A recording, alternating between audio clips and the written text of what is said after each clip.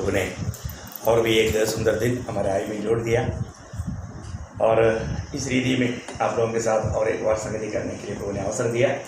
उसके लिए मैं प्रभु को बहुत बहुत धन्यवाद देता हूँ। मैं आशा करता हूँ आप सब मसीह में आनंदित हो। तो एक एक दिन हम प्रभु की इच्छा मालूम करके उस पर चलेगा तो कितना आनंद होता है। जब तक प्रभु हमारे में आनंदित नहीं है हम सच्चा आनंद नहीं हो सकता। तो एक सही आनंद जो आज दुनिया में कई प्रकार का आनंद है, जिसको कोई मान लो नौकरी मिल गया तो आनंद है, प्रमोशन मिल गया तो आनंद है, पेमेंट बढ़ गया तो आनंद है, ऐसा वो सब थोड़ी समय का है।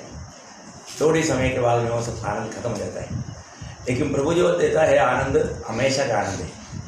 वो आनंद बहुत अनोखा आनंद है, अतुल्य आनंद है। मैं प्रभु को बहुत बहुत धन्यवाद करता हूँ। प्रभु ने हमें ऐसा आनंद दिया है कि कभी कोई मतलब लूट नहीं सकता और कोई कदम नहीं हो सकता। कितना बड़ी बात है। तो मैं आशा करता हूँ आप भी उस आनंद में होंगे। और हम लोग पिछले दिनों में मतलब प्रभु हमसे कैसा जीवन चाहता है उसके ऊपर ध्यान कर रहा था। पहला विषय हमने देखा कि जैसा यीशु मसीह ने हमसे प्रेम किया ऐसा हम प्रेम करना चाहिए। बोलने के लिए उसमें बहुत विषय है, लेकिन मैं उस विषय को अभी वहाँ पर समाप्त करके अगला पॉइंट में जाना चाहता हूँ। क्योंकि प्रेम का विषय कितना भी बोलेगा तो वो जल्दी खत्म होने वाली बात है ही नहीं। क्योंकि प्रभु का प्रेम है क्योंकि हम बेच गया। हम किसी प्रकार में उधार नहीं पा सकता था, किसी प्रकार में प्रभु का निकट नहीं आ सकता था, परंतु प्रभु का प्रेम हमको ढूंढ कर आया और वो प्रेम का अतुल्यता हम लोगों ने कई रीति में देखा। तो प्रभु का प्रेम, प्रभु जो भी मसीह लोग हैं उन्होंने प्रभु का प्रेम पाया वो लोग हैं। वो प्रेम पाए बिना मसीह हो ही नहीं सकता। उसका प्रेम उसका दिल को जरूर चूर चूर करता है। क्योंकि हमारा प्रभु ने हमारे लिए हमारा पापों के लिए मृत्यु सगा। ये बात का प्रकाश जब प्रभु हमें देता है तब हम आनंद से भर जाते हैं। क्योंकि मतलब ऐसा एक प्यार हम किसी प्रकार भी सुना नहीं, देखा नहीं, जाना नहीं, लेकिन ऐसा प्रेम हमको छू लेता है। तो ये बहुत अतुल्य प्रेम है। उस प्रेम में इसलिए अपने को यूदा 21 वचन में लिखा है कि तुम प्रभु के प्रेम में अपने आप को बनाए रखना। हमेशा मैं प्रभु का प्रेम में एक नहीं, प्रेम में रहने का अर्थ आत्मा में रहना, क्योंकि आत्मा का फल है प्रेम। तो अगर मैं आत्मा में रहेगा तो निश्चय मतलब मैं आज एक मलयालम गीत सुन रहा था, जो कुछ भी नहीं थे उस अवस्था से प्रभु ने हमको बनाया। और हमारा पिछले दिनों का अवस्था भी देखेगा तो जो प्रभु में आने से पहले का अवस्था कितना नाजुक था, कितना दुखदायी था, और जो प्रभु ने ऐसे अवस्था से हमको बचाया। आज कितना एक आशा भरा जीवन, एक शांति भरा जीवन हमें बिताने के लिए प्रभु ने कृपा दिया। हम लोग उस प्रभु को कितना आभार होकर के धन्यवाद देना चाहिए। आनंदकाल की तैयारी के लिए प्रभु ने और भी एक दिन दिया।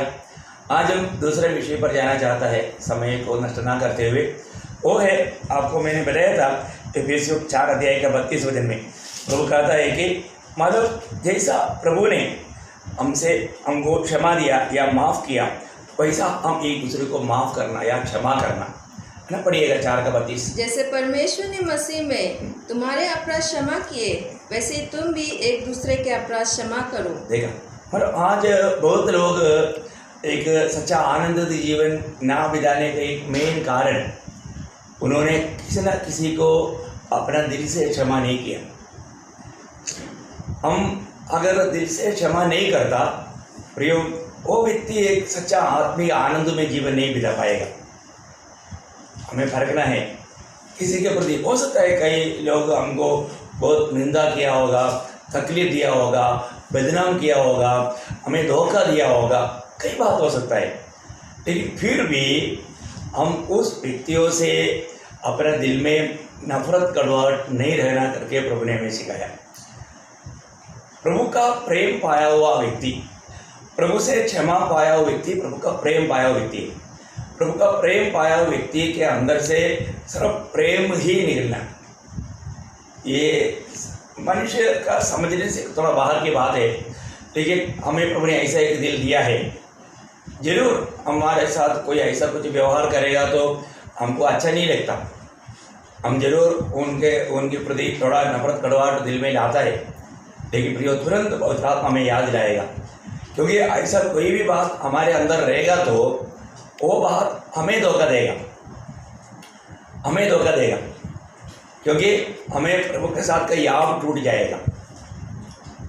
तो हमारे में कुछ भी भलाई अच्छा ना होते हुए भी प्रभु ने हमसे प्रेम करके प्रभु हमारा पाप को क्षमा किया, हमें मिला हुआ वो क्षमा का महत्व हमें जानना चाहिए। आपको याद होगा, अगर हम हमारे दूसरे को क्षमा ना करते हुए हम प्रार्थना करने के लिए जाए या प्रभु को कुछ भेंट या आराधना करने के लिए जाए, वो कुछ भी बात प्रभु के लिए ग्रहण होगी नहीं। इसके मतलब हम क्षमा ना दिया हुआ अवस्था हमारा प्रार्थना जीवन को ही कुल्हाड़ी मार देता है। आप सोचो, इसका मतलब अपने जीवन में हमें परखना चाहिए किसी के साथ कोई भी कारण से, और हमारे जीवन में नफरत, कड़वाहट, बैरभाव रेखा है, वो व्यक्ति को प्रभु को उपस्थिति में प्रार्थना करने का तथ्य याद नहीं लेगा। क्योंकि मरकोस का सुसमाचार में हम देखते हैं, मरकोस उसका 11 अध्याय उसका 25-26 हो जाए। मरकोस उसका 11 अध्याय का 25-26। और जब कभी तुम खड़े हुए प्रार्थना करते हो तो यदि तुम्हारे मन में किसी के प्रति कुछ विरोध हो तो क्षमा करो, इसलिए कि तुम्हारा स्वर्गीय पिता भी तुम्हारे अपराध क्षमा करे। और यदि तुम क्षमा न करो तो तुम्हारा पिता भी जो स्वर्ग में है तुम्हारा अपराध क्षमा न करेगा। इसका मतलब क्या है कि वहाँ पर प्रार्थना सुनने के लिए रुकावट क्या है? आपने दूसरे को क्षमा ना दिया हुआ अवस्था आपके लिए प्रार्थना रुकावट लाता है। इसी प्रकार जब हम प्रभु को आराधने के लिए जाता है या प्रभु को कुछ भेंट चढ़ाने के लिए जाता है, उस समय में भी हमारा फर्क होना चाहिए, नहीं तो हमारा आराधना प्रभु ग्रहण नहीं करेगा। मत्ती 5 अध्याय उसका 23-24 वचन देखो, ये भी कितना बड़ी बात है। क्षमा बहुत बड़ी बात है, दूसरे के साथ मेल खाना बहुत बड़ी बात है।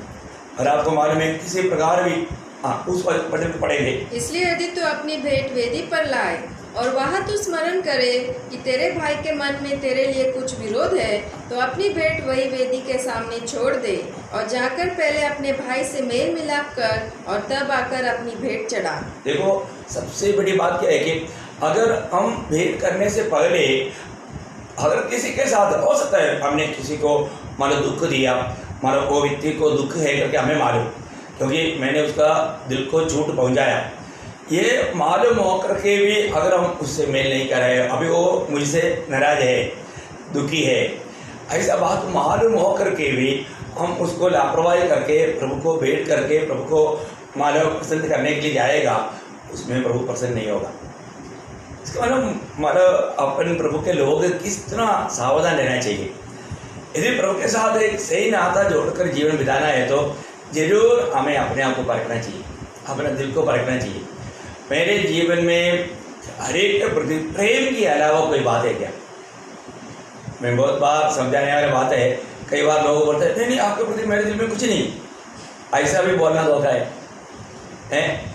हम ये बात बोलना है आपके प्रति मेरा दिल में प्रेम के अलावा कुछ भी नहीं, फिर तो बहुत अच्छी बात है।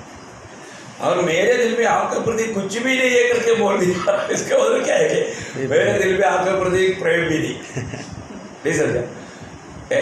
अपन प्रभु का प्रेम पाया वो लोग है। मैं आपको बताना चाहता हूँ हमारे जीवन में मतलब यीशु मसीह में हमने जो क्षमा पाया, वहाँ पर पड़ोसियों का पत्री बहुत सुंदर है, उसका 3 अध्याय का 12-13 वचन, पड़ोसियों का पत्री उसका 3 अध्याय का 12-13 वचन। इसलिए परमेश्वर के चुने हुओं के समान जो पवित्र और प्रिय है, बड़ी करुणा और भलाई और दीनता और नम्रता और सहनशीलता धारण करो। और यदि किसी को किसी पर दोष, इसलिए परमेश्वर के चुने हुओं के समान जो पवित्र और प्रिय है, बड़ी करुणा और भलाई और दीनता और नम्रता और सहनशीलता धारण करो। और यदि किसी को किसी पर दोष देने का कोई कारण हो तो एक दूसरे की सह लो और एक दूसरे के अपराध क्षमा करो, जैसे प्रभु ने तुम्हारे अपराध क्षमा किए वैसे ही तुम भी करो। देखा कितना श्रेष्ठ बात है। मतलब अगर हमें क्षमा मिला है तो क्षमा देने वाला प्रभु का प्रेम कितना बड़ा है, वो प्रेम हमने मतलब अनुभव किया, तो हम उस प्रेम अनुभव किया है तो हमारे साथ भी कोई भी ऐसा कुछ गलती करेगा तो हमें उनको क्षमा देने के लिए तैयार होना चाहिए हैं। मतलब हमारे जीवन में मतलब कुछ भी कार्य करने वालों के प्रति मतलब विद्वेष बुरा मतलब ऐसा नफरत नहीं रह सकता। मैं बोलने का अर्थ क्या है कि हम लोगों को इस विषय में क्षमा करना बहुत बड़ी बात है। हम क्षमा देना ही, आपको मालूम है कि यीशु मसीह हमारे उपदेश में भी जब हमारा मत्ती के सुसमाचार 6 अध्याय 14-15 वचन में भी खास करके क्षमा करने का विषय में बहुत गहराई में समझाया। इसलिए यदि तुम मनुष्य के अपराध क्षमा करोगे तो तुम्हारा स्वर्गीय पिता भी तुम्हें क्षमा करेगा, और यदि तुम मनुष्य के अपराध क्षमा न करोगे तो तुम्हारा पिता भी तुम्हारे अपराध क्षमा न करेगा। कितना भयंकर अवस्था रहेगा है अगर हम प्रभु से इतना बड़ा क्षमा पाया हुआ हम लोग दूसरे को क्षमा करने के लिए तैयार नहीं है, तो फिर प्रभु का वचन कहता है कि हमें भी क्षमा नहीं मिलेगा। उसके लिए एक बार आपको याद होगा वही मत्ती के सुसमाचार उसके 18 अध्याय में उसका 21 से 35 तक जो पढ़ता है तो वहाँ पर पत्रोस से जाकर के प्रभु से एक बात पूछा, मतलब प्रभु मैं कितनी बार लोगों को मतलब क्षमा देना चाहिए, है ना। उसके ऊपर मानव प्रभु ने बहुत सुंदर रीति में समझाया। आपको मालूम है, पर भी कोई नया लोग है बाइबल लेकर के नहीं बैठा हो, उनके लिए मैं पढ़कर वो बात को भी सुनाना चाहता हूँ। यो एक क्षमा पाया हुआ व्यक्ति कितना बड़ा क्षमा पाया, और जो हमें क्षमा देना है वो कितना हल्का सा क्षमा देना है ये बात को, क्योंकि हमारे साथ जो भी अपना भाई बहन करता है वो बात इतना भारी नहीं जो कि हमें प्रभु के साथ हमने किया। विषय को समझना, मतलब जो हमारा प्रभु के साथ जो हुआ और प्रभु ने उस बात को क्षमा दिया, वो क्षमा इतना भारी क्षमा है, जबकि हम जो दूसरे को क्षमा देना है वो बात बहुत छोटी बात है। क्या बड़े प्रभु ने बहुत विस्तार से समझाया। पत्रोस का एक संदेह था वो भी क्लियर किया। ये भाग को हमको ध्यान से सुने। तब पतरस ने पास आकर उससे कहा, हे प्रभु, यदि मेरा भाई अपराध करता रहे तो मैं कितनी बार उसे क्षमा करूं? क्या 7 बार तक? यीशु ने उससे कहा, मैं तुझसे यह नहीं कहता कि 7 बार तक, वरन 7 बार के 70 गुने तक। इसलिए स्वर्ग का राज उस राजा के समान है जिसने अपने दासों से लेखा लेना चाहा। जब वह लेखा लेने लगा तो एक जन उसके सामने लाया गया जो 10,000 तोड़े का कर्जदार था, जबकि चुकाने को उसके पास कुछ न था। तो उसके स्वामी ने कहा, यह और इसकी पत्नी और बाल बच्चे और जो कुछ इसका है सब बेचा जाए और कर्ज चुका दिया जाए। इस पर उस दास ने गिरकर उसे प्रणाम किया और कहा, हे स्वामी, धीरज धर, मैं सब कुछ भर दूंगा। तब उस दास के स्वामी ने तरस खाकर उसे छोड़ दिया और उसका कर्ज भी क्षमा कर दिया। परंतु जब वह दास बाहर निकला तो उसके संगी दासों में से एक उसको मिला जो उसके 100 दिनार का कर्जदार था। उसने उसे पकड़कर उसका गला घोटा और कहा, जो कुछ तुझ पर कर्ज है भर दे। इस पर उसका संगी दास गिरकर उससे विनती करने लगा, धीरज धर, मैं सब भर दूंगा। उसने न माना, परंतु जाकर उसे बंदीगृह में डाल दिया कि जब तक कर्ज भर न दे तब तक वही रहे। उसके संगी दास यह जो हुआ था देखकर बहुत उदास हुआ और जाकर अपने स्वामी को पूरा हाल बता दिया। तब उसके स्वामी ने उसको बुलाकर उससे कहा, हे दुष्ट दास, तूने जो मुझसे विनती की तो मैंने तेरा यह वह पूरा कर क्षमा न की दिया। इसलिए जैसे मैंने तुझ पर दया की वैसे ही क्या तुझे भी अपने संगी दास पर दया करना नहीं चाहिए था? और उसके स्वामी ने क्रोध में आकर उसे दंड देने वालों के हाथ में सौंप दिया कि जब तक वह सब कर्ज भर न दे तब तक उनके हाथ में रहे। इसी प्रकार यदि तुम में से हर एक अपने भाई को मन से क्षमा न करेगा तो मेरा पिता जो स्वर्ग में है तुमसे भी वैसा ही करेगा। देखा तुम्हारा बोलने का अर्थ कितना गहरा है ना। अभी ये क्षमा पाया हुआ ये व्यक्ति दूसरे का छोटा सा खर्चा को क्षमा नहीं दिया तो प्रभु ने उसको क्या बोला? दुष्ट दास।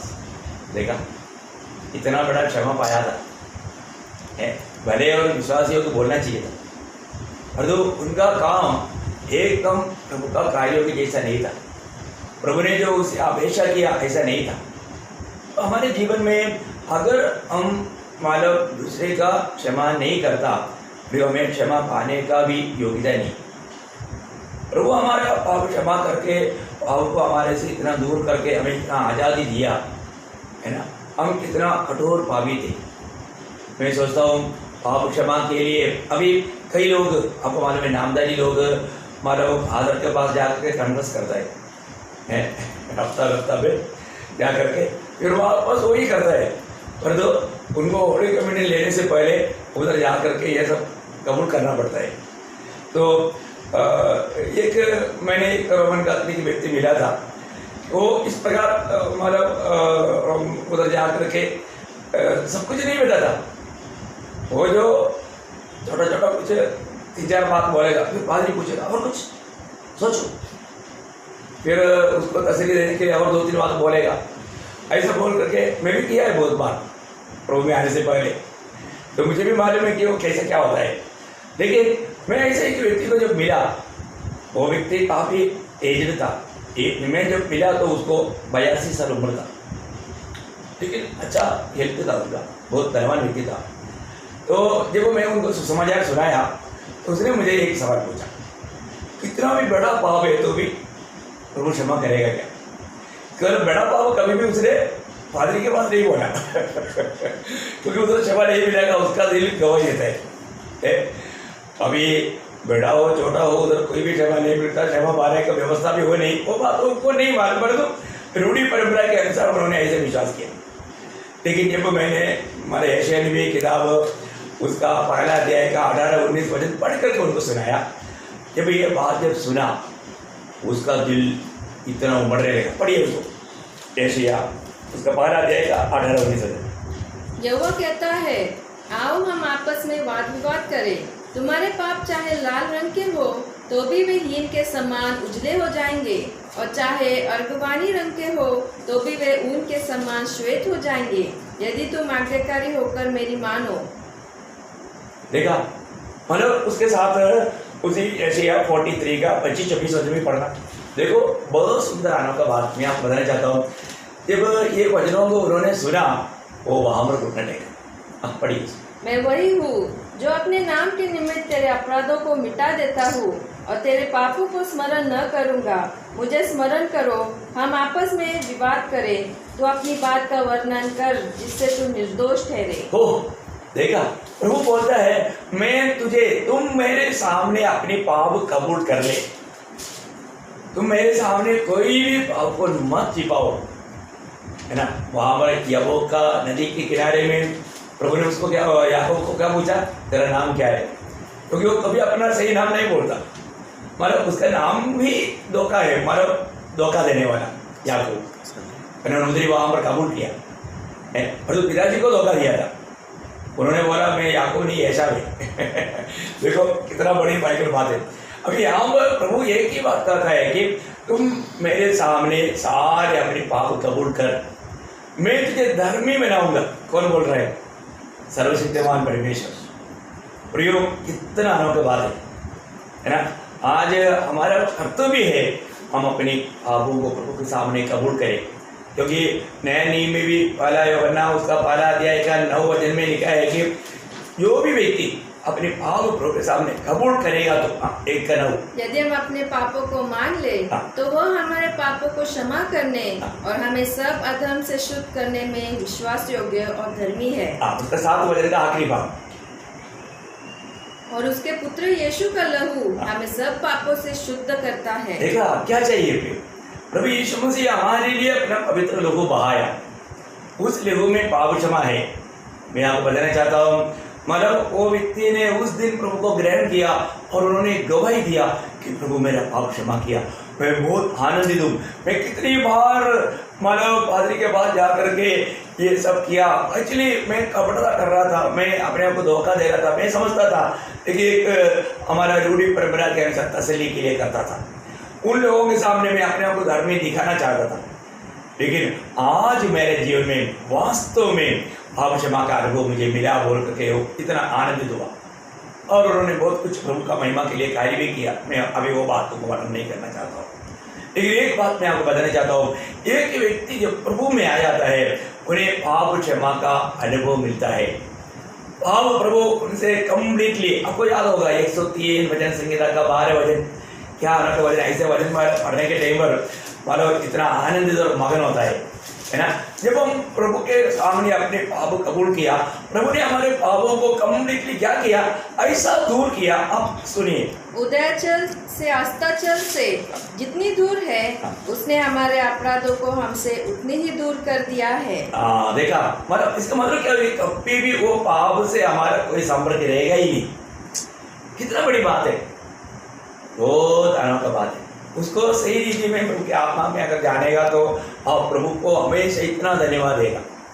प्रियो, हमें प्रभु का अनुग्रह से हमारा उद्धार हुआ, हमें पाप क्षमा मिला और प्रभु ने हमें धर्मी करके गिनता है। ये कितना श्रेष्ठ बात है। हमारे जीवन में अभी भी कमिटेटियाँ बहुत है, लेकिन प्रभु हमें एक धर्मी करके देखता है। मेरा धर्मी पुरुष, मेरा बेटा, है ना। वो पद भी हम कितना अनोखी बात है, हमने देखा है। प्रभु का प्यार है प्रियो, प्रभु हमसे प्यार करता है, इसलिए हमारा कर्तव्य है उस दिल को कभी ना दुखाए। इसलिए यहाँ पर प्रभु कहता है कि हम लोग प्रभु में आने के बाद में हम दूसरे के साथ कैसा क्षमा देना। आपको मालूम है, प्रभु के पास आकर के क्षमा पाया हुआ लोगों के बारे में मैं पहले आपको थोड़ा बात बताता हूँ, क्योंकि ये बहुत जरूरी बात है। जो भी प्रभु के पास आते थे वो कैसे भी अवस्था में क्यों ना हो, पहले प्रभु उनको देता था पाप क्षमा। क्योंकि प्रभु के निकट आने के लिए, प्रभु की संगति में रहने के लिए, प्रभु के साथ चलने के लिए सबसे पहला बात हमें पाप क्षमा का अनुभव है। उसको पाते बिना, है ना, बाकी कोई भी बात हमें प्राप्त होगा तो भी हम प्रभु के साथ नहीं चल पाएगा। मैं एक आपको बताना चाहता हूँ, एक मत्ती के सुसमाचार 9 अध्याय उसका 2 से 8 तक का भाग है। अभी आपको मालूम है, जब प्रभु यीशु मसीह एक घर में, जल्दी बढ़िए। और देखो, कई लोग लकवे के एक रोगी को खाट पर रखकर उसके पास लाए। यीशु ने उनका विश्वास देखकर उस लकवे के रोगी से कहा, हे पुत्र, ढाढ़स बांध, तेरे पाप क्षमा हुए। उस पर कई शास्त्रियों ने सोचा, यह तो परमेश्वर की निंदा करता है। यीशु ने उनके मन की बातें जानकर कहा, तुम लोग अपने अपने मन में एक बुरा विचार क्यों कर रहे हो? सहज क्या है, यह कहना तेरे पाप क्षमा हुए, या यह कहना उठ और चल फिर? परंतु इसलिए कि तुम जान लो कि मनुष्य के पुत्र को पृथ्वी पर पाप क्षमा करने का अधिकार है। तब उसने लकवे के रोगी से कहा, उठ, अपनी खाट उठा और अपने घर चला जा। वो उठकर अपने घर चला गया। लोग यह देखकर डर गए और परमेश्वर की महिमा करने लगे, जिसने मनुष्य को ऐसा अधिकार दिया है। देखिए, यहाँ का विषय क्या है कि उस व्यक्ति को उस बीमारी से चंगाई पाने से बढ़कर पहले उसको पाप क्षमा पाना जरूरी था। अभी प्रभु यीशु मसीह डॉक्टरों का डॉक्टर है, उसको मालूम है कि उसको कैसे ट्रीट करना है। यहाँ पर पहली बात उसको पाप क्षमा का जरूर था। प्रभु ने पहले उस व्यक्ति को पाप क्षमा दिया। प्रियो, ये सबसे बड़ी बात है। हम प्रभु के पास जब आता है, कई बार हम कई और बातें मांगता है, लेकिन प्रभु पहले जो देता है पाप क्षमा। हमें पाप क्षमा पाना कितना जरूरी बात है। शायद हम उसका जरूरत को नहीं जानता होगा। हम पाप क्षमा प्राप्त करके, अगर हम बीमार होकर के भी पाप क्षमा पाया, अगर हम मर गया तो सो भी जाएगा। पर जो हम पाप क्षमा पाया नहीं, बीमारी से चंगाई पाया, मर गया, वो नरक जाएगा। हमको ये जानना कौन सा अनोखी बात है।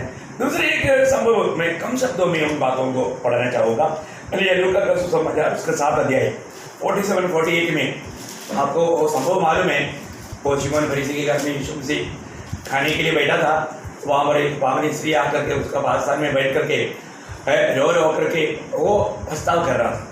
वो अपना पापों को प्रभु के सामने मालूम, आपको मालूम है प्रभु हमारे दिल की भाषा पढ़ता है।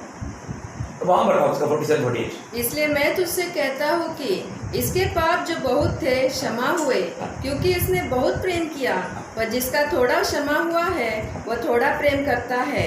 और उसने स्त्री से कहा, तेरे पाप क्षमा हुए। देखा, प्रभु ने उसको क्षमा दिया क्योंकि वो क्षमा पाने के लिए आया था। देखा, पाप क्षमा। और प्रभु ने स्त्री से क्या कहा? तेरे पाप क्षमा हुए। हाँ। तब जो लोग उसके साथ भोजन करने बैठे थे, हाँ बस ठीक है, ओके। तो मतलब प्रभु ने उसको उसका दिल की इच्छा जान करके उसको पाप क्षमा दिया। बहुत बड़ी बात है। पाप क्षमा सिर्फ प्रभु यीशु मसीह ही दे सकता है। कितना अनोखा बात है। एक और संभव मैं आपको बताना चाहता हूँ। हमारे उसमें कुछ खास बात था, इसलिए यूहन्ना 8 अध्याय है उसका 3 से 11 तक आपको मालूम है एक भावनी स्त्री को या व्यभिचार में पकड़ा गया हुआ एक स्त्री को लोगों ने प्रभु यीशु मसीह के पास लाया। वहां पर वो लोग सब पत्रवाह करने की आशा में लाया था। एक्चुअली उससे बढ़कर के आज उनका एक लक्ष्य क्या था, प्रभु यीशु मसीह पर कुछ ना कुछ मतलब गलती का इंजाम लगाना, क्योंकि यीशु मसीह ने कहा था कि मैं पापियों को उद्धार करने के लिए आया। अभी मूसा की व्यवस्था के अनुसार इस प्रकार व्यभिचार करने वाला लोगों को पकड़ा जाएगा तो उसको पथरवाह करके मारना चाहिए।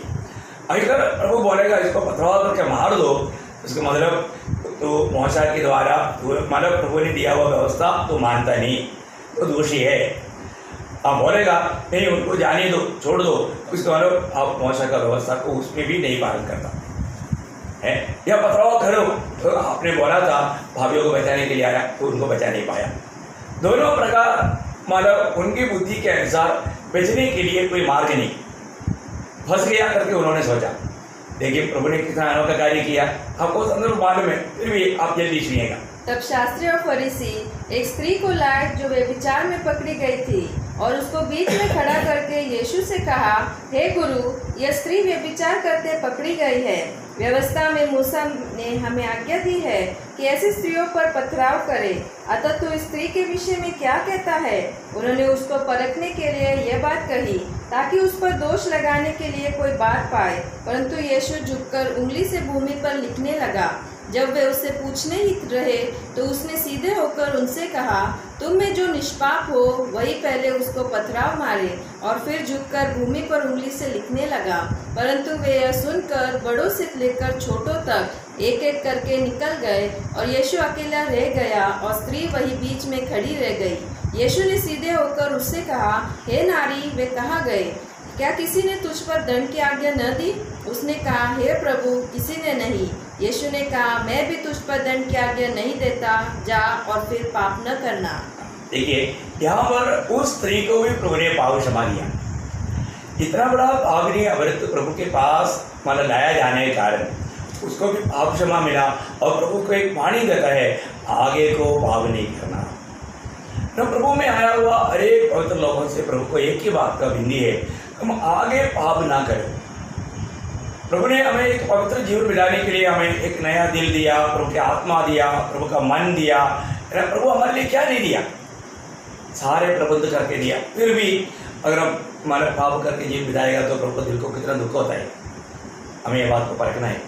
मेरा हर रोज का जीवन प्रभु को जीवन में प्रथम स्थान देते हुए, यीशु मसीह को प्रभुता देते हुए, उसकी इच्छा ढूंढ कर जान कर उस इच्छा में मैं बना रह पाता है कि नहीं। और ऐसा नहीं है तो जरूर हम अपने इच्छा में भी अगर कोई अच्छा भी काम किया तो भी उसमें प्रभु प्रसन्न नहीं रहेगा। तो यहाँ पर हम देखते हैं कि प्रभु जो भी प्रभु के पास आता है उन पापियों को प्रभु ने पाप क्षमा दिया। अभी एक बात मैं आपको बताना चाहता हूँ पत्रोस के बारे में। आपको मालूम है पत्रोस प्रभु यीशु मसीह का चेलों में से एक है, एक प्रकार वो प्रथम चेला है। उन्होंने प्रभु को 3 बार इनकारा। आप सोचिए कितना दुखदायी बात है। एक 3.5 साल चेला बनकर रहने के बावजूद भी प्रभु यीशु को खुलेआम उन्होंने इनकार। जब मैं आपको पढ़ाना चाहूँगा यूहन्ना का सुसमाचार, उसका 18 अध्याय पहले उसका 17 वचन। उस दास ने जो द्वारपालिन थी पतरस से कहा, कहीं तू भी इस मनुष्य के चेलों में से नहीं है? उसने कहा, मैं नहीं हूँ। देखा तो क्या 25 वचन। शिमोन पतरस खड़ा हुआ आग ताप रहा था। तब उन्होंने उससे कहा, कहीं तू भी उसके चेलों में से तो नहीं है? उसने इनकार करके कहा, मैं नहीं हूँ। 27। पतरस फिर इनकार कर गया और तुरंत मुड़ने भाग दी। देखा मतलब बोलने का अर्थ क्या है कि ये बात प्रभु ने पहले ही उनको बोला था कि मुर्गी बांग देने से पहले तुम मुझे 3 बार इनकारेगा, लेकिन उन्होंने प्रभु को इनकारना ये कितना बड़ा गलती है, पाप है। प्रभु को इनकार ना बोलेगा तो कितना बड़ा पाप है। और पत्रोस ने इतना भयंकर पाप किया, पाप करने के बाद में भी प्रभु ने उसको क्षमा दिया। ये एक बड़ी बात है ना। इतना ही नहीं, सिर्फ क्षमा दिया उतना ही नहीं, मतलब प्रभु ने उसको प्रभु की भेड़ों को चराने की चरवाह होकर नियुक्त भी किया। कितना प्रभु का प्यार है। आपको मालूम है जब 21 अध्याय में यूहन्ना 21 अध्याय में वहाँ पर मतलब 15 से 17 तक का वचनों में प्रभु 3 बार पतरस को पूछता है, तो इनसे बढ़ करके मुझे प्यार करता है क्या? आखिरी में पतरस ने कबूल किया, प्रभु आप सब जानते हैं। जीवन को पूर्ण रूप में जानने वाला है प्रभु हमारे प्रभु। हम जब भी प्रभु के निकट आता है तो हम कभी भी प्रभु से कोई बात छिपाना नहीं। प्रभु हमारा जीवन का सारा बात जानता है, वो जान करके हमारे से व्यवहार करता है। इसलिए जब और पतरस टूट फूट कर रोया, उस समय में भी रोया, क्योंकि जब मुर्गी बांध दिया तो उसको याद आ गया प्रभु ने बोला वो बात। तो कुछ परिस्थितियों में वो इतना बलहीन पात्र बन करके पाप किया, लेकिन उन्होंने पछतावा किया और प्रभु ने फिर से मौका दिया और प्रभु ने नियुक्ति भी दिया। कितना अनोखा बात है, हमारा प्रभु क्षमा करता है।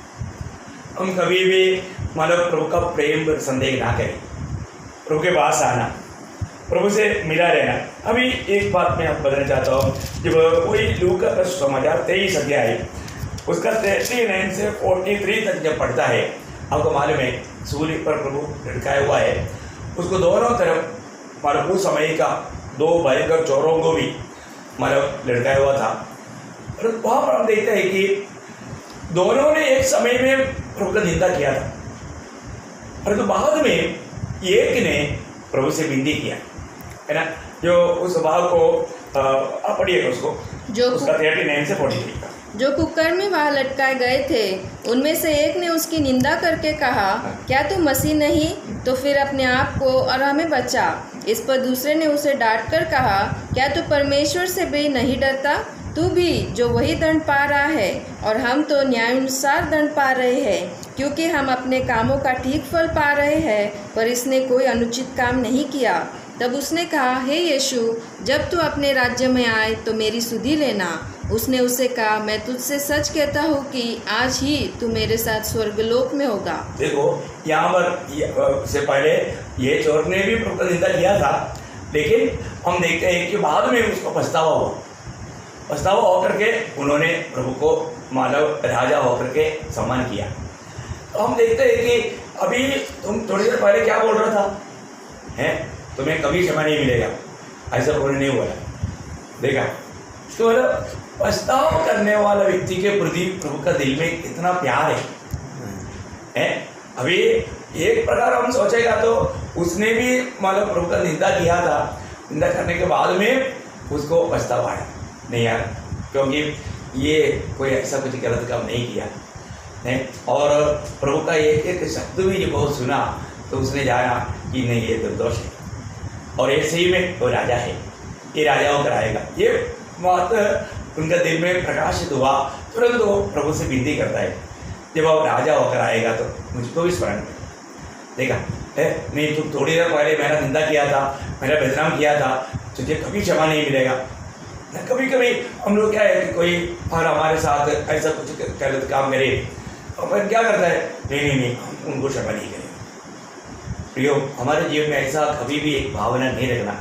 हमने जो प्रभु से क्षमा पाया, वो क्षमा का वो जो बड़ापन हम समझना, मेरे जैसा इतना बड़ा क्षमा पाया हुआ, मैं क्यों दूसरे के प्रति मेरे दिल में ऐसा कठोर करूँ, मैं उनके ऊपर तरस क्यों खाऊँ, अपने यहाँ खाऊँ। हमारे प्रभु का दिल प्रभु ने हमें दिया है, तो हमें कोई भी क्षमा नहीं मांगेगा तो भी क्षमा कर देना हमारा काम है। प्रभु का दिल हमारे अंदर है। तो आपको मालूम है प्रभु यीशु मसीह को वहाँ पर रहने वाले लोगों ने कितना निंदा किया, कितना सताया, है ना, कितने प्रकार तकलीफ दिया, लेकिन प्रभु यीशु मसीह ने उन लोगों के लिए क्या किया था, आपको याद है? वही हमारा 23 अध्याय है, उसका 34 वचन। तब यीशु ने कहा, हे पिता, इन्हें क्षमा कर, क्योंकि ये जानते नहीं कि क्या कर रहे हैं। देखा, बोलने का अर्थ प्रभु यीशु मसीह के साथ जितने भी लोगों ने ऐसा भी कार्य किया, उन सबको प्रभु ने सूली पर क्षमा दिया। आप सोचो, लोगों ने प्रभु को ऊपर थूका था, है ना, उस पर बॉक्सिंग मारा था, उसका बाल माल निकाला था, उनको सबको प्रभु ने क्षमा किया, है ना, हर एक को प्रभु ने क्षमा दिया। क्या प्रभु का मानव दिल है। अभी इस प्रकार का एक दिल हमारा बनना प्रभु की इच्छा है। हम सबको क्षमा कर पाए। ये बात को मतलब प्राप्त करके एक सच्चा विजय मसीह जीवन बिताने के लिए हमें दाम देना पड़ेगा। अभी ये तो प्रभु का क्षमा देने का, क्षमा पाए हुए लोगों का कुछ अवस्था था, परंतु भक्तों के जीवन में उनके दिल की अवस्था क्या था? सच्चा भक्त, देखो ये भी बात बहुत महत्वपूर्ण है। एक सही भक्त है तो उसको भक्ति करने के लिए प्रभु के साथ का एक अनोखा अनुभव चाहिए। वो अनुभव बिना भक्त बन ही नहीं सकता। वो हर एक प्रकार का पाप और बुराई से दूर रहेगा। भक्तों के दिल में भी ये क्षमा करने का स्वभाव रहेगा। मैं बहुत विस्तार से नहीं बोलूँगा तो भी मतलब कुछ लोगों के बारे में मैं आपको बताना चाहता हूँ। सबसे पहले पुराने नियम का मध्यस्थ कराने वाला मूसा के जीवन के बारे में आपको मालूम है। मूसा जीवन में बहुत दूसरे के ऊपर तरस खाने वाला व्यक्ति बन गया था। प्रभु की संगति में रहकर प्रभु से शिक्षण पा करके है ना, वो उसके जीवन में भी दूसरे के प्रति क्षमा करने वाला एक दिल था। आपको याद होगा जब गिरने का किताब उसका 12 अध्याय का 12 वचन, ओ प्रभु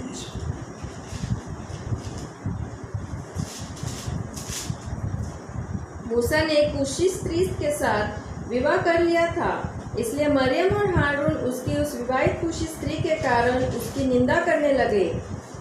देखा, अभी आप देखिए, अभी यहाँ पर खुद उसका भाई और बहन आरोन और मिरियम ये दोनों मालव मूसा ने एक कूशी स्त्री को विवाह किया बोल करके उनका निंदा करने लगा, उनको तुच्छ करने लगा। लेकिन मतलब उसके आगे दूसरा वचन भी उन्होंने कहा, क्या यहोवा ने केवल मूसा ही के साथ बातें की है? क्या उसने हमसे भी बातें नहीं की? उनकी यह बात यहोवा ने सुनी। हाँ देखो, अभी ऐसे सब बोलने के टाइम पर एक्चुअली क्या होना चाहिए? अभी मूसा को प्रभु ने नियुक्त किया, मूसा का मतलब नेतृत्व में ये सारे लोगों को ले चल रहे हैं। उस समय में ऐसा कुछ वादा आएगा तो कोई भी है थोड़ा सा झगड़ेगा, है थोड़ा उस पर गुस्सा करेगा। लेकिन यहाँ पर हम देखता है कि मूसा बिल्कुल गुस्सा नहीं किया। मूसा उसके साथ कोई बहस भी नहीं किया। मूसा ने तुरंत उन बातों को क्षमा किया। परंतु मूसा क्षमा किया है तो भी प्रभु क्षमा नहीं किया। ये तो बात है। देखो, हमारे दिल में, हमारे जीवन में प्रभु हमारे लिए काम करेगा। प्रभु हमारे लिए काम करेगा। मैं आपको बोलता हूँ, छोटी छोटी बातों में तक है ना, प्रभु का ख्याल बहुत बड़ा है हमारे प्रति। प्रभु इतना अच्छा प्रबंध करते हैं। प्रभु का प्रबंध हमारे प्रति कितना महान है, हम लोग मतलब बयान भी नहीं कर सकता। एक छोटी छोटी बातों पर भी प्रभु का ध्यान है। अभी मूसा उन बातों को अनसुनी किया, परंतु प्रभु ने उस बात को सुना। और प्रभु आपको मालूम है, मिरियम एक हफ्ता कोड़ी होकर के उसको मालूम टेंट में अलग दूर रहना पड़ा, सजा मिला। वो संभव आपको मालूम है, उसका इतना विस्तार से उधर बोलना नहीं चाहता। लेकिन मूसा का नम्र स्वभाव, प्रियो, हम एक दूसरे को क्षमा करने के लिए और दूसरे के सामने बुद्धू बनने के लिए तैयार होना। हम प्रभु में है ना, बस मुझे जो प्रभु का बेटा जो पदवी मिला है ना, प्रभु का एक मतलब साथ काम करने वाले एक नियुक्ति मिला, यही कितना बड़ा पदवी है। इस बात को सोचेगा तो हम हर एक को क्षमा दे सकते हैं। मूसा ने वहाँ पर कुछ नहीं किया, लेकिन प्रभु ने कार्रवाई किया। वही बात थोड़ा आगे जाकर क्या हो भी एक संभव, वही गिनती की किताब उसका 16 अध्याय का 2 से 4 में हम कौरह और उनके साथ का लोगों ने हमारे मूसा के साथ बलवा किया। उस समय में भी हम देखता है मूसा उनके साथ झगड़ा नहीं किया या कुछ लोगों को लेकर के उनको खत्म करने का प्रयास नहीं किया। इतना वो दिल से उनको क्षमा करता है।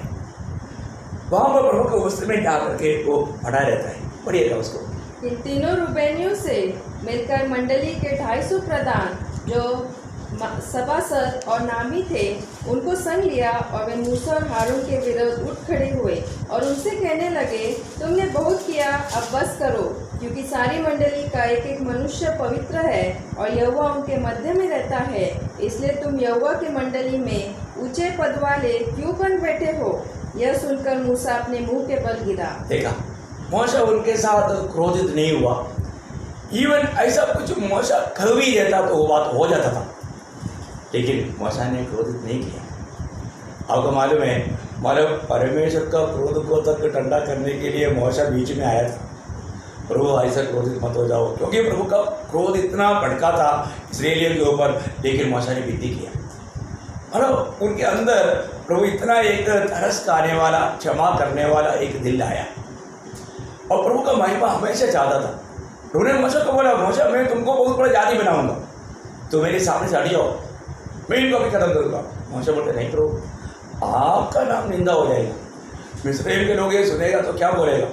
देखो वो प्रभु ने उनका लोगों को वायदा के देश में लेकर गया था, लेकिन वो भी असमर्थ हो गया, आपका निंदा हो जाएगा, लोग ऐसे बोलेगा। देखो मतलब मूसा के दिल में मतलब दया, मतलब क्षमा करने का कितना बड़े भावना उड़ा, ऐसा एक दिल प्रभु ने उनके अंदर तैयार किया। प्रभु को मालूम था मूसा ऐसे बोलेगा क्योंकि प्रभु आदि में आदि जानता है। बोलने का अर्थ मतलब प्रभु ऐसा ना जान करके नहीं, लेकिन मूसा में इस प्रकार का गुण प्रभु बढ़ा रहा था। मैं एक बात आपको बताना चाहता हूँ, देखो जिस व्यक्ति को प्रभु इस्तेमाल करना चाहता है, उनके जीवन में प्रभु कई प्रकार का कष्ट का अनुभूति देता है। जो व्यक्ति कष्टों में नहीं जाता, वो व्यक्ति को प्रभु कभी इस्तेमाल कर ही नहीं सकता। मैं ये सोचता हूँ, जब मानो इस विषय में बोलेगा दूसरा कोरिन्थी उसका पहला अध्याय 3-4 बजे, दूसरा कोरिन्थी पहला अध्याय का 3-4। हमारे प्रभु यीशु मसीह के परमेश्वर और पिता का धन्यवाद हो, जो दया का पिता और सब प्रकार की शांति का परमेश्वर है। सब प्रकार का शांति का परमेश्वर है। वह हमारे सब क्लेशों में शांति देता है। देखो हमारा सब क्लेशों में वो शांति देता है, ताकि हम उस शांति के कारण हाँ। जो परमेश्वर हमें देता है उन्हें भी शांति दे सके, जो किसी प्रकार के क्लेश में हो। देखा, किसी प्रकार का भी क्लेश में रहने वालों को सांत्वना देने के लिए हमारे क्लेशों में प्रभु हमको शांति देता है। कितना भयंकर बात है ना। अभी प्रेरित पौलुस कितना भयंकर क्लेशों में होकर गुजरा, आपने को मालूम है। अभी यहाँ पर एक बयान करने का, उसके बारे में बताने की जरूरत है। और किसी प्रकार का भी कष्ट में रहने वालों को सांत्वना देने के लिए प्रेरित पौलुस का जीवन एक कारण बना। मैं आपको बताना चाहता हूँ, मेरे जीवन में आया हुआ बहुत से हमारा कष्ट तकलीफ, मैं कई प्रकार का कष्ट में रहने वाले लोगों को गवाही दिया, तो उनको बहुत सांत्वना मिला, बहुत सामर्थ्य मिला। ये बात सच्ची है। इसका मतलब क्या है कि हमारे जीवन में ऐसे कष्ट क्लेश क्यों आया, ऐसा अवस्था में रहने वालों को सांत्वना देने के लिए, क्योंकि उनके पास आया हुआ समस्या इतना बड़ा नहीं था, क्योंकि हमको फेस करना पड़ा। सच्ची में जिसको भी प्रभु इस्तेमाल करना चाहता है, उनके जीवन में बहुत प्रकार का गहरा कष्ट तकलीफ को भेजेगा। और मैं हमेशा गवाही देता हूँ, जो आग में उगा वो धूप में नहीं सूखता। जो भी मसीह जीवन की शुरुआत में हमको बहुत प्रकार का, चारों तरफ का बहुत परीक्षा शोधना होता है, उसमें से प्रभु अगर पार करके लाया है तो बाद में आने वाला समस्या उसको एकदम हल्का रहेगा। और ये बात जीवन के अनुभव से मैं आपको बता सकता हूँ, है ना। मुझे नौकरी के जगह पर बहुत प्रतिकूल आया, क्योंकि मतलब सपड़े डिपो में इतनी चोरों के बीच में ईमानदारी में नौकरी करना एकदम एक असंभव की बात है। परंतु प्रभु ने वहां पर एक सच्चा गवाही के जीवन, बिल्कुल मतलब कोई किसी को अंगुली उड़ाने का मौका ना देते हुए प्रभु का भय में, सच्चाई में काम करने के लिए पूरा मौका दिया। बहुत प्रतिकूल आया, गाँव में गया, प्रभु का सुसमाचार सुनाने के कारण हमारे इलाका पूरा रोमन कैथोलिक का इतना हड्डा है, वहाँ पर इतना प्रतिकूल आया। इवन हमारे बिंदु लोग हमको खत्म करने के लिए प्लान बनाया, बहुत प्रकार का प्रतिकूल आया, वहाँ हम सब प्रभु ने संभाला। होने के बाद हर प्रकार बहुत से रीति में हमारा दुख संकट हमारा सामना करना पड़ा, लेकिन मैंने ये बात को जाना, प्रभु का बहुत और बाद में आया वो कोई भी तकलीफ प्रतिकूल वो कोई भारी नहीं लेगा। और किसी प्रकार का तकलीफ में रहने वालों को भी सांत्वना देने लायक प्रभु ने ऐसा गवाही जीवन में दिया। तो यहाँ पर प्रेरित पौलुस वही गवाही देता है। हमारे जीवनों में, हमारे जीवन में आया हुआ संकटों में प्रभु ने हमको आश्वासन दिया। वो पद बहुत बड़ा पद है, वापस एक बार पढ़ना उसका 3-4, दूसरा कोरिन्थी मतलब उसका पहला अध्याय का 3-4। हमारे प्रभु यीशु मसीह के परमेश्वर और पिता का धन्यवाद हो, जो दया का पिता और सब प्रकार की शांति का परमेश्वर है। सब प्रकार का शांति देने वाला परमेश्वर, सब प्रकार का। आपका कोई भी अवस्था क्यों ना प्रियो, एक बात जानना, आपका जीवन में आने वाला संकटों में आप घबराओ को मत। प्रभु आपको सांत्वना दे रहा है और प्रभु की महिमा के लिए आपको एक उपयोगी बर्तन बनाना चाहता है। प्रभु आपको अद्भुत रीति में बनाने के लिए चाहता है, इसके लिए ऐसा होता है। अभी आपको मालूम है, अभी यहाँ पर हमने सिर्फ मौसा की बात देखा, अनेक भक्तों के जीवन में, आपको एक एक भक्तों के जीवन में, उनके जीवन में कितने प्रकार का क्लेश आया।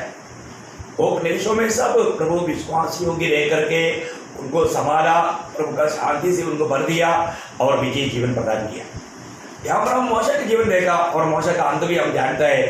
ये दुनिया में एक ही पुरुष को ये माना धन्य अवस्था मिला क्योंकि प्रभु स्वयं उसका खबर किया। आप देखो, क्योंकि प्रभु के लिए मौसा ने मतलब चुनौती में बहुत बड़ा सम्मान किया। इब्रानियों के 8 अध्याय का 24 से 27 तक आप जानता है। यहाँ से बताना चाहता हूँ, जब चुनौती के समय आता है वो हमेशा प्रभु को प्रथम स्थान दिया, दुनिया के बातों को बिल्कुल खैर कचरा समझा। जैसे प्रेरित पौलुस गवाही देता है, प्रभु यीशु मसीह की ज्ञान की उत्तमता का कारण मैं जो भी मेरे लिए लाभ का था मैं उसको कचरा समझता हूँ, मैं कूड़ा कचरा समझता हूँ। प्रियो, प्रभु को और उसका हमारे प्रति योजना को जानेगा तो वो व्यक्ति कभी भी दुनिया की बातों से और कोई भी बातों से अपने को प्रेम नहीं करेगा। यह हमारे मौसा के जीवन ऐसा जीवन था, एक बहुत बड़ा गवाही का जीवन, बहुत कष्ट में होकर के मौसा इस प्रकार का अवस्था में आया। दूसरा हम देखते हैं कि जोसेफ का जीवन, मैं आपको बहुत बताने के लिए समय नहीं, जब जोसेफ उसका 37 अध्याय उसका 8 से 33 तक पढ़ना चाहिए, पढ़ने के लिए इतना टाइम नहीं। आपको भाग मालूम है ना, जोसेफ पिता का इतना प्रिय था। जोसेफ स्वप्न देखता था, वो स्वप्न वास्तव में उनका भविष्य में होने वाला बातें था। ये बात वो घर में बिताते थे तो भाई लोग जेलसी खाते थे और उनको एक बार मौका मिला, इस जोसेफ को खत्म करना चाहा। आखिर में उन्होंने उनको सेल किया, बिक्री किया। वो जोसेफ उनको सबको बिक्री किया तो भी उन लोगों के जीवन में उनके प्रति तरस नहीं आया। और हम देखते हैं कि जोसेफ इतना कठिनाइयों में तो गुजरा। आखिर में जोसेफ को प्रभु ने जो दर्शन दिया था, मानो स्वप्न दिया था, ये देने वाला प्रभु विश्वास योग्य था और जोसेफ भी प्रभु के साथ विश्वास योग्य रहा। जहाँ पर भी जोसेफ गया वहाँ सब प्रभु उनके साथ रहा। आखिर में, और ये सारे चरित्र आपको मालूम है, इसलिए मैं पूरा वहाँ पर भागों को पढ़ना नहीं चाहता, लेकिन आखिर एक दिन इसी भाइयों को जोसेफ के सामने एक दिन भोजन के लिए मतलब मांगने के लिए आना पड़ा। वहाँ पर मतलब जोसेफ उनको अपने आप को प्रकट करता है। वो एक शब्द मैं आपको बताना चाहता हूँ, उसका 41 का 44, उत्पत्ति 41 का 44। फिर फिरौन ने यूसुफ से कहा, फिरौन तो मैं ही हूँ, पर सारे मिस्र देश में कोई भी तेरी आज्ञा के बिना हाथ पांव न हिलाएगा। आप देखिए यहाँ पर मतलब फरो उसको कितना बड़ा पदवी दिया है। बोलता है कि तुम कहते बिना अभी इस देश में कोई भी अपने हाथ पांव को नहीं हिला पाएगा। देखो कितना बड़ी बात है, कितना अनोखी बात यहाँ पर कहता है। अभी मतलब वो जब भाइयों को प्रकट हुआ उस समय में, अभी कौन सा पदवी में हो, मिस्रईम का फरो के बाद में बहुत बड़ा पदवी में है। अभी वो भाइयों को प्रकट करने के टाइम पर मतलब वो क्या कहता है आप सुनिएगा। अभी योसेफ कहते हैं ना वहाँ पर कुछ भी नहीं होता। अभी भाई लोग योसेफ के सामने खड़ा है, वो क्या बोलता है उसका 45 का 5, अब तुम लोग मत पछताओ और तुमने जो मुझे यहाँ बेच डाला इससे उदास मत हो, क्योंकि परमेश्वर ने तुम्हारे प्राणों को बचाने के लिए मुझे तुम्हारे आगे भेज दिया है। हाँ देखा, अभी बदला लेने का अच्छा मौका था है। इन लोगों को एक एक को कुटाई कर सकता था जो योसेफ चाहता है वो सब कर सकता था, खत्म कर सकता था, उनको फांसी दे सकता था। लेकिन योसेफ कितना दिल का अच्छा है। आप देखो उनका जीवन में उनके प्रति तरस खाता है। आगे बहुत बातें हैं, मैं उसको इतना नहीं, लेकिन आपको मालूम है इस अवस्था में पहुंचने से पहले यूसुफ इतने कठिनाइयों में होकर के गुजरा, बहुत बड़ी बात है। 13 साल मानव आग का भट्टी में था। 13 साल यूसुफ को परखा गया और एकदम निर्दोष निकला। तभी प्रभु ने एक ही दिन में उस गुलाम कैदी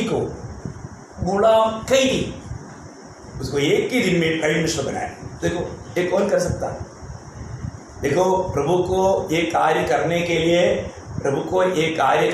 लिए कभी भी मानव देरी नहीं लगता। बहुत बड़ी बात है। यहाँ पर हम देखते हैं कि मतलब बाद में भी मतलब गिनती क्या हुआ, उन लोगों का दिल में वो तड़प रहा है, लेकिन उसका 50 अध्याय का 20 वचन पढ़ना, उसका 50 का 20।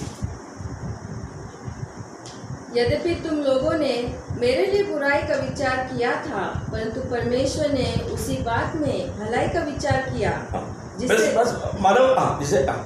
जिससे वह ऐसा करे जैसा आज के दिन प्रकट है। देखा मतलब बहुत अभी उनका भाइयों को नहीं, उनका परिवार को सबको पालन पोषण करने लायक के प्रभु ने। इसका मतलब क्या है कि मैं बोले का अर्थ प्रयोग कोई भी हमारे खिलाफ कोई काम करे तो भी प्रभु उनके प्रति भी, उनके लिए भी हमें आशीष का पात्र बनाने के लिए सामर्थ्यवान है। लेकिन हमें क्षमा करने वाला दिल चाहिए। कभी भी नफरत कड़वाहट रह करके जीवन नहीं बिताए। अभी यूसुफ का दिल में इतना भयंकर कार्य उनका भाई लोगों ने किया, तभी भी उनके प्रति उनके दिल में नफरत नहीं था। आप देखिए क्या अनोखा दिल है ना, स्वर्ग वो देखता है। उसी प्रकार और एक व्यक्ति है मेरे बहुत लोगों के बारे में, क्योंकि जो प्रभु की महिमा के लिए प्रभु इस्तेमाल किया हुआ लोगों का मैं आपको गवाही दे रहा हूँ, है ना। दावीद के बारे में जल्दी आपको बताऊँ। जब दावीद के बारे में पहले शामूएल के किताब आप 18 अध्याय का जब आप पढ़ेगा, जब से दावीद गोलियात को खत्म करके विजय पाकर आया, तब से उसे 18 अध्याय का सब बहुत पढ़ना चाहिए, लेकिन उसका 29 वजह मिलेगा।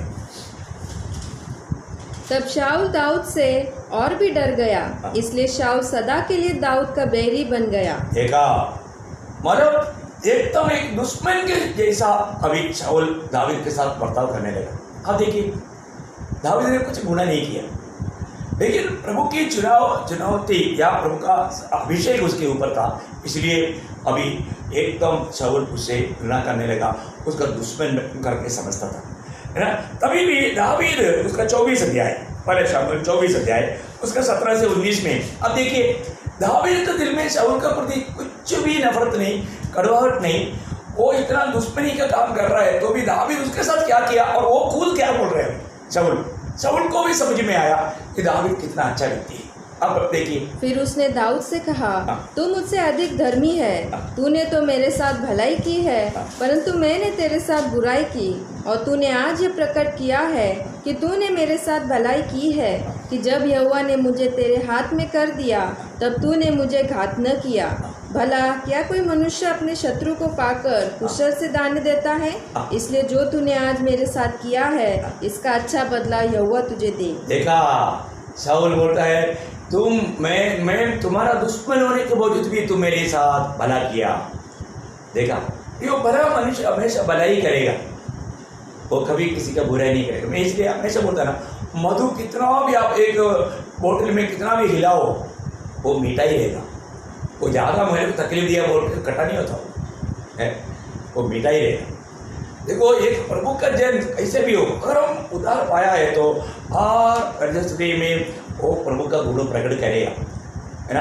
आगे जब उसका 26 का 25 पढ़ना, उसका 26 का 25।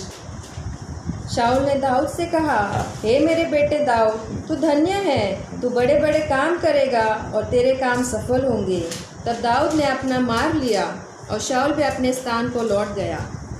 मतलब यहाँ पर भी 26 का 25 पढ़ा ना, 26 का 25। इसलिए जैसे तेरे प्राण आज मेरी दृष्टि में प्रिय ठहरे,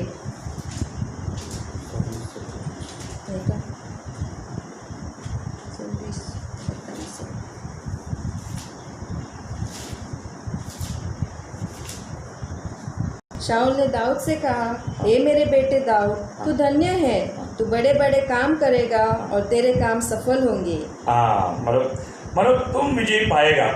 मेरे को शब्द मेरा भाषा में अब इसमें ऐसे लिखा है कि तू कृतार्थ होगा, मतलब तुम एकदम तसल्ली पाएगा और तू जय पाएगा। उसमें नहीं लिखा ना। हाँ, ओके। देखो अभी यहाँ पर शाऊल, मेरे को शब्द नहीं आया इसलिए मैं दौड़ाया कि कैसे क्या परिभाषा में होने वाला मिस्टेक है। मतलब वो शाऊल बोलता है कि हे मेरे बेटे दावीद, तू आज वापस मानो, हे मेरे दावीद, हाँ तू धन्य है। हाँ, तू पहले बात तू धन्य है, वो बराबर लिखा। हाँ, तू बड़े बड़े काम करेगा। हाँ, मतलब यहाँ पर तू कृतार्थ होगा, कृतार्थ होने के बाद तो तृप्त होगा, मतलब तू जरूर तसल्ली पाएगा। नहीं समझा? बड़े बड़े काम करेगा वो और आगे और तेरे काम सफल होंगे। हाँ, सफल होगा, मतलब विजय पाएगा। लेकिन इसमें जो आया वो शब्द उसी प्रकार नहीं आया, इसलिए मतलब तू जरूर विजय पाएगा, मतलब तू विजयी है। शाऊल ये गवाही दे रहे हैं, मतलब दुश्मन होते हुए भी शाऊल को अभी मालूम हो गया कि दावीद बिल्कुल जय पाएगा, मैं हार जाएगा और दावीद जय पाएगा। देखो बोलने का अर्थ क्या है कि दावीद के जीवन में आपको मालूम है प्रभु जिसको इस्तेमाल करना चाहते हैं उसको कितना कठिनाइयों में आपको गुजरना पड़ा। दावीद के जीवन में कितनी प्रकार का मतलब बाधाएं आए, लेकिन वो प्रभु का शरणागत था।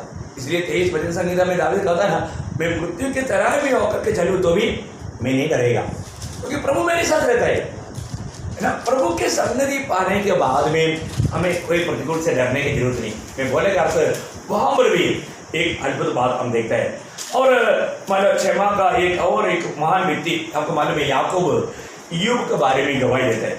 याकूब का पत्री उसका 5 अध्याय का 11 वचन पढ़ करके यूब से एक वचन पढ़ेंगे जल्दी, वो याकूब 5 का 11। देखो हम धीरज धरने वालों को धन्य कहते हैं। तुमने अय्यूब के धीरज के विषय में तो सुना ही है, और प्रभु की ओर से जो उसका प्रतिफल हुआ है उसे भी जान लिया है। देखो अय्यूब बहुत क्षमा करने वाला व्यक्ति था। यहाँ पर धीरज कहा है, मैं धीरज मतलब क्षमा सहना है ना, बहुत क्षमा करने वाले व्यक्ति था।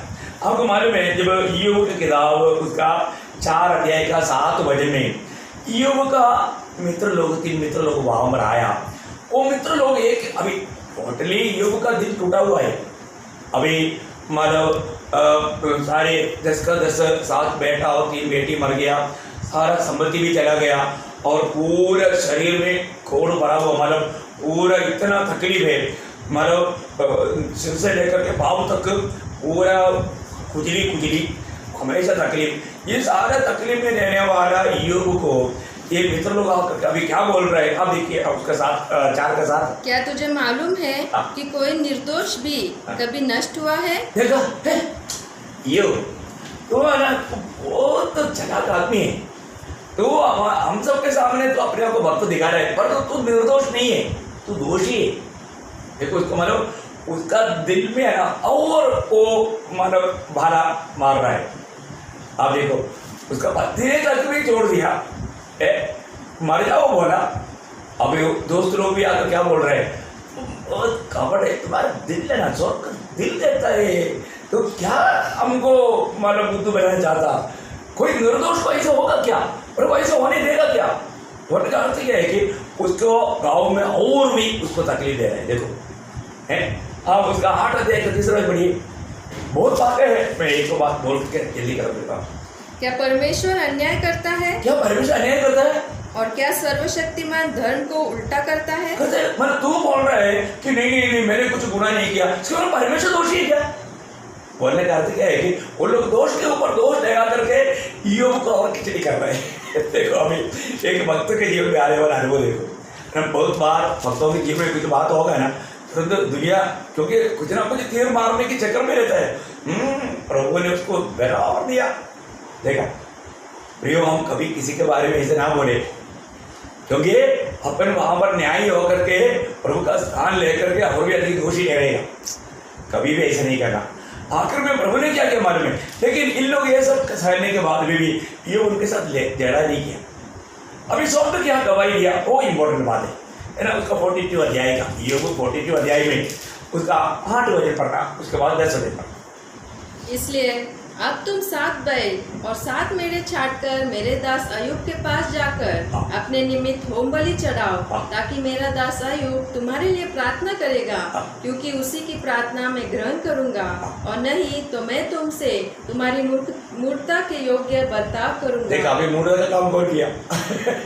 उनको ये लग रहा था हम बहुत प्रभु के लिए मतलब ये कर रहे हैं, लेकिन वो प्रभु के लिए नहीं किया, और प्रभु उनका बातों को बिल्कुल स्वीकारा नहीं, है ना।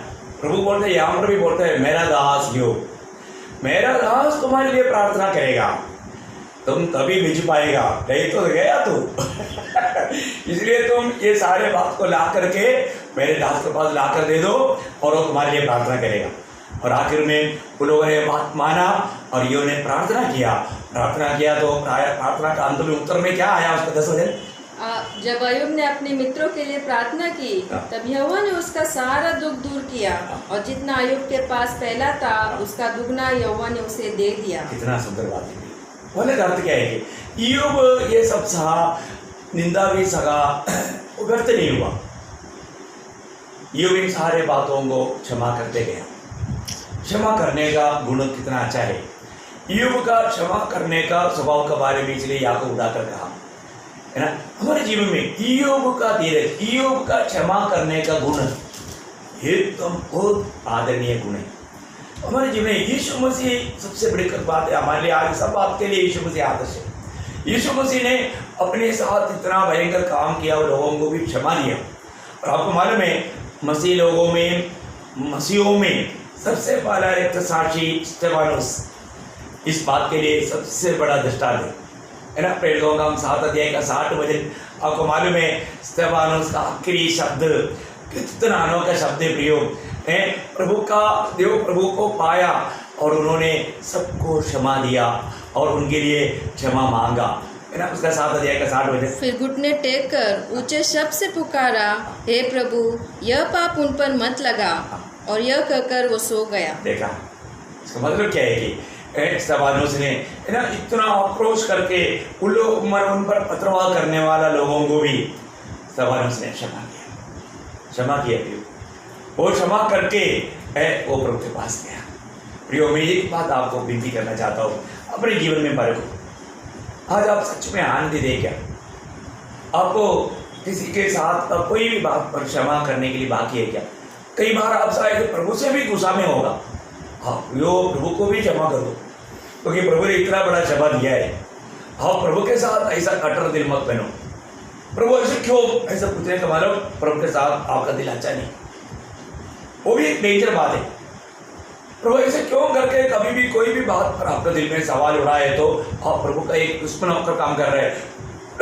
प्रभु को भी आप माफ नहीं कर रहे। पर अपने आप को भी माफ करो, अपने दिल की ऐसे भावनाओं को माफ करोगे। क्षमा एक बहुत बड़ा अच्छा गुण है, इसलिए क्षमा बिना हम क्षमा प्राप्त नहीं करेगा। इसलिए हमें किसी के साथ भी हमारे दिल में कठोरता ना रहे, हर एक के साथ क्षमा करना प्रभु इसलिए चाहता है कि, है ना, अगर आप सोचो, अगर आप क्षमा ना देते हुए मर गया तो आपको भी क्षमा नहीं मिला, आप कभी भी प्रभु के राज्य में नहीं मिलेगा। आप बोलो कितना भी आप उधार पाया है, आपको प्रभु यीशु मसीह ने क्लियर बोला उसको क्षमा नहीं मिलेगा, स्वर्गीय पिता उसको क्षमा नहीं देगा। तो हमें दिल से क्षमा करना। आपको मालूम है, कई लोग क्षमा करता हूँ बोलता है, तो दोबारा कोई बात हो गया तो क्या बोलता है, तुम 2 हफ्ता पहले भी मेरे साथ ऐसे किया था। देखा इसका मतलब वो बोलता है कि मैं क्षमा नहीं दिया, अभी भी उसका दिल में था। प्रियो, ऐसा भी वादा ना आने देना, बहुत बात है। मैं आपको बताना चाहता हूँ, इसमें धोखा ना खाओ। प्रभु का हमारे जीवन से प्रभु चाहने वाला एक बात है, हम हरेक को क्षमा करें।